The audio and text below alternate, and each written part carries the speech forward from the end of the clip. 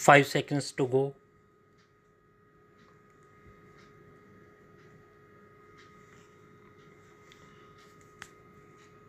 Start.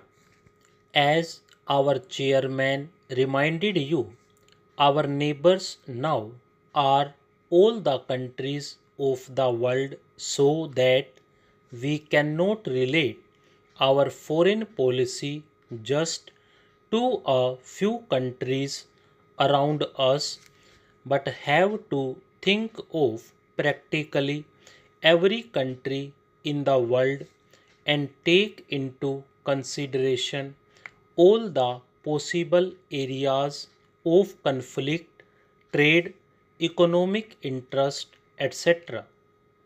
It has been recognized now that if there is a conflict on a big scale anywhere in the world, it is apt to spread all over the world. That is, war has become indivisible, and therefore peace is indivisible. Therefore, our foreign policy cannot limit itself to the nearby countries.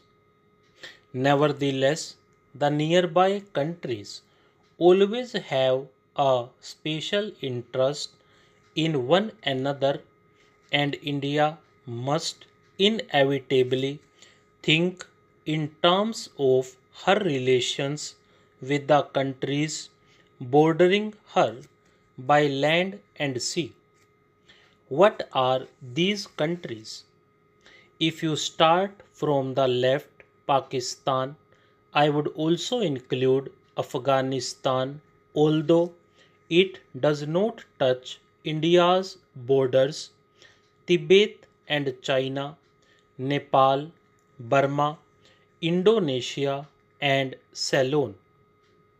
In regard to Pakistan, position has been a very peculiar one owing to the way Pakistan was formed, and India was upset, that you all know, but something much deeper, and that is a complete emotional upset of all the people in India and Pakistan because of this.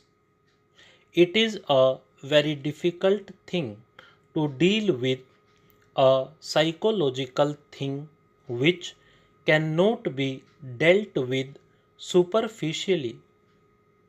A year and a half or more has passed, and there is no doubt at all that our relations have improved and are improving.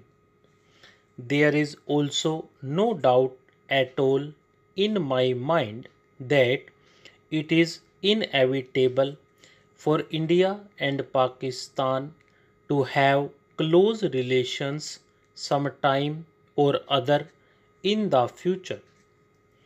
I cannot state when this will take place, but situated as we are with all our past, we cannot really be just indifferent neighbors.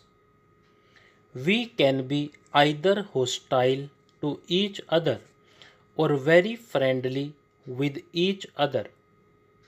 Ultimately, we can only be really very friendly, whatever period of hostility may intervene in between, because our interests are so closely interlinked. As far as the other countries are concerned, our relations with them are quite friendly. Take, for instance, Afghanistan, and our relations with Afghanistan are exceedingly friendly, and our relations with Tibet, Nepal, and all the neighboring countries are also very friendly. If our neighboring countries have, in a sense, the first place in our minds, then the second place goes to the other countries of Asia with whom we are also fairly intimately connected.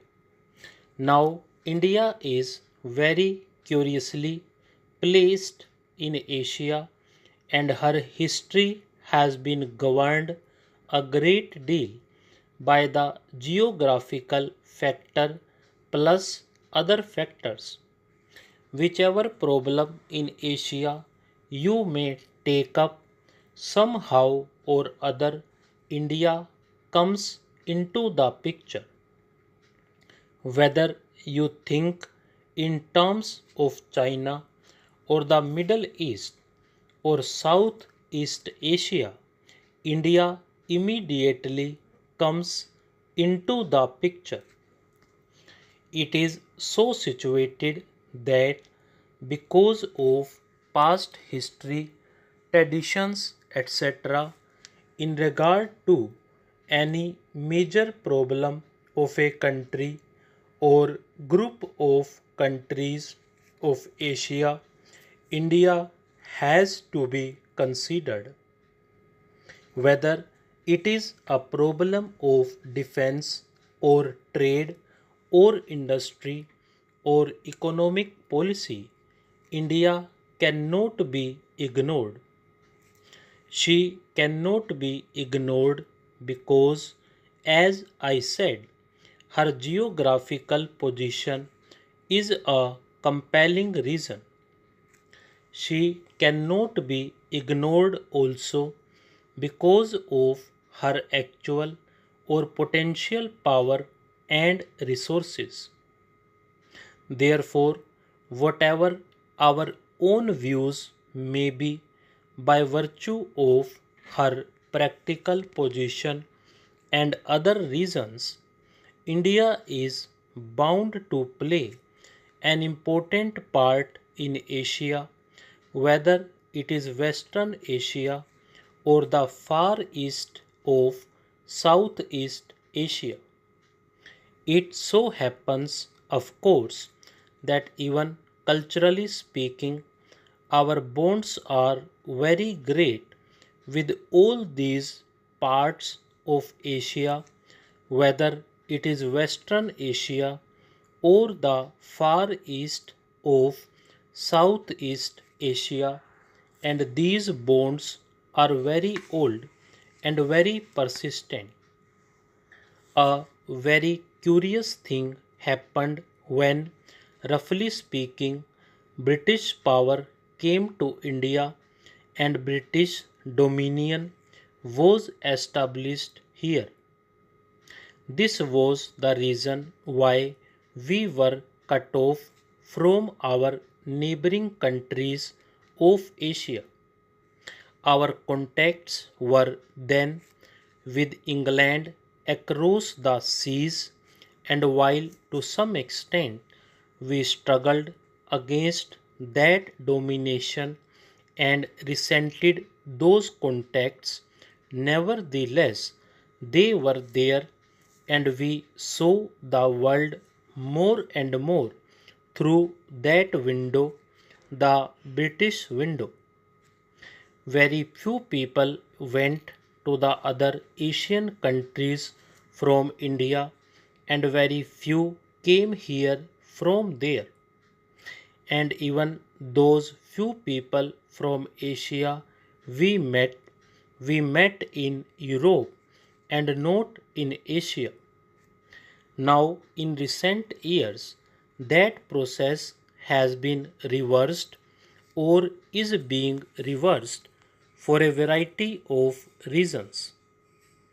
Initially, I suppose the one major factor was air travel. Air travel brought us immediately into close contact with our neighbors because if we went to Europe, we passed through Baghdad and Tehran and other places. Air travel not the only factor, there are also political reasons that are now bringing about these changes for future development. Stop.